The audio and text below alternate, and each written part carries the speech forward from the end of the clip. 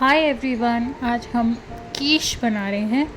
कीश एक सेवरी टार्ट होती है। अब आप पूछेंगे टार्ट क्या होती है। टार्ट एक तरीके का बेक्ड प्रोडक्ट होता है जिसके अंदर सबसे नीचे एक थिन क्रस्ट होता है एक पेस्ट्री का, और उसके ऊपर एक फिलिंग होती है। यूजुअली टार्ट जो होती है वो मीठी होती है, बट जो सेवरी होती है, नमकीन होती है टार्ट, उसको हम कीश कहते हैं, जो कि हम आज बनाएंगे।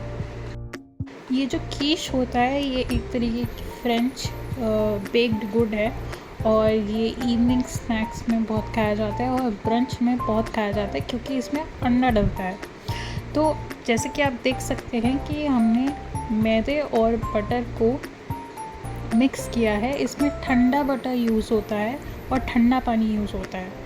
और ये जो डो होता है ये ज़्यादा गीला नहीं होता है, इसको गूंदना नहीं होता है।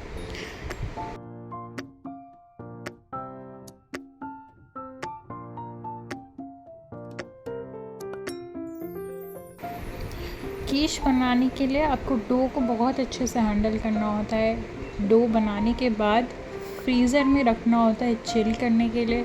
उसके बाद इसको और कई स्टेप्स इन्वॉल्व होते हैं जो कि आपको अच्छे से फॉलो करने पड़ते हैं, क्योंकि कई बार क्या होता है कि कीश बनाते वक्त या कोई टार्ट बनाते वक्त कई बार जो नीचे का क्रस्ट होता है वो ढंग से पकता ही नहीं है, कच्चा रह जाता है। तो हमेशा ये सारे स्टेप्स फॉलो करना बहुत ज़रूरी है।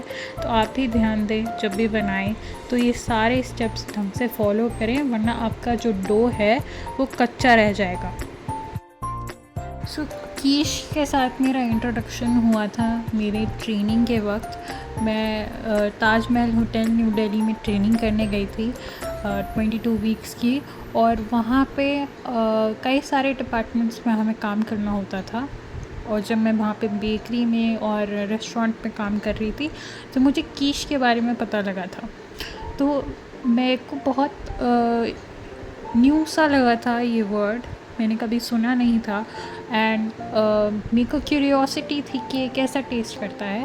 तो तब फिर मैंने एक बार सोचा एक बार खा के इसे देखती हूँ, और मुझे वो इतना पसंद आया था।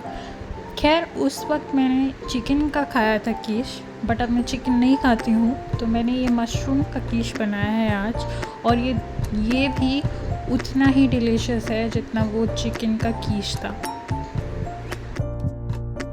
अब आप ये सोच रहे होंगे कि मेरे हाथ में ये सनफ्लावर सीड क्यों है। तो सनफ्लावर सीड को हम इस टार्ट के ऊपर इसलिए रख रहे हैं ताकि हमारा जो टार्ट है वो फूले ना। इसको ब्लाइंड बेकिंग भी कहते हैं।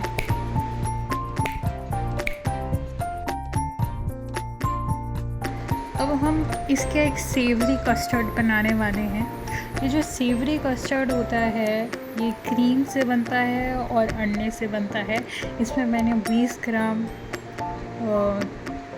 क्रीम डाली है और एक अंडा यूज़ करा है मैंने। और ये जो कस्टर्ड होता है ये बहुत ही सिंपल होता है, इसमें कुछ भी नहीं डलता है, सिर्फ एक पिंच ऑफ सॉल्ट डलेगा क्योंकि ऑलरेडी हमने क्रस्ट में काफ़ी बटर यूज़ कर लिया है। और जो हमारी फिलिंग है उसमें भी हमने नटमैग और ये सॉल्ट, पेपरकॉर्न यूज़ करा हुआ है, सारी सीजनिंग हो रखी है हमारी। तो कस्टर्ड में सिर्फ हल्का सा पिंच ऑफ सॉल्ट डालें।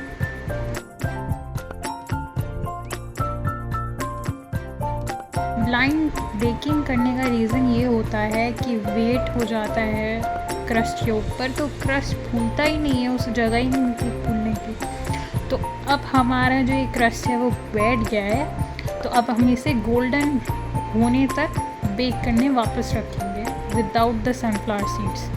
देखिए हल्का गोल्डन हो गया था। अब हम इसमें फिलिंग डालेंगे जो हमने बना रखी थी मशरूम की, और इसके बाद हम इसमें डालेंगे हमारा सेवरी कस्टर्ड।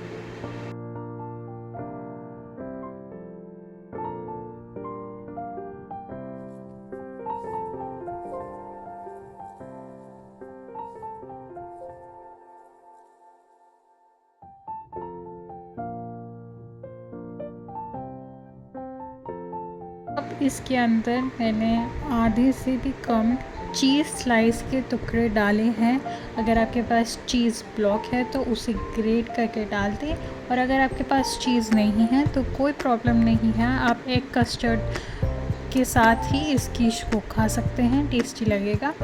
अब इसमें मैंने थोड़े से ड्राइड इटालियन हर्ब्स को भी ऊपर से डाल दिया है। ऑरिगेनो, थाइम, ये सब आपको ईज़िली अवेलेबल मिल जाएगा आपको मार्केट में। अब इसे बेक करें। कीश को टाट पैन से निकालें और अब इसे ठंडा सर्व करें। I really hope you enjoyed watching this video. Thank you for watching.